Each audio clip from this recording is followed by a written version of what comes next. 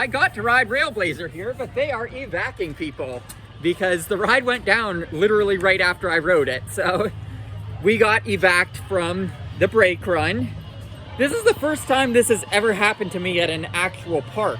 It happened to me on an alpine coaster before. It happened to me on the alpine coaster at Wisp Resort when I was about to do my second ride on that one. But it's never happened at an actual park that I've been evacuated, like legit evacuated from a ride in a way that isn't the typical, hey, we're in the station, let's evacuate the ride. Oh, there's a Byron curve here. They're using parts from Kennywood's Byron curve, so definitely gonna make sure to get some rides on that this year.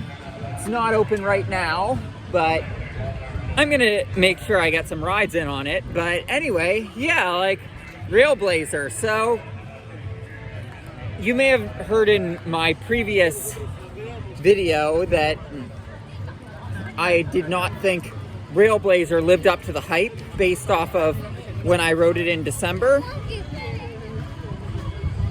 And my thoughts now are, I will say, full disclosure, I was in the front row. My thoughts now are, I believe it probably lives up to the hype in the back row because you get that whip over everything, but I would not say that these smaller scale Raptors live up to the hype in the front row. But I mean, they're still great rides and definitely must rides in the parks that they're in. But I will say that other coasters are going to be better rides than those. As insane as they look, they look a little better than, they look like they ride better than they do. Like, they ride great, but they look like they ride better than they do. I'm gonna get a ride in on Gold Striker and Flight Deck before I leave. I'm glad I got my ride in on Railblazer. But like, I mean, Gold Striker and Flight Deck are the more important ones to be riding because those are the rides that are actually at risk if what I don't think is gonna happen ends up happening. Because Flight Deck is just age and Gold Striker is, I don't know if they want to put that kind of money into relocating a wooden coaster that isn't a legacy ride.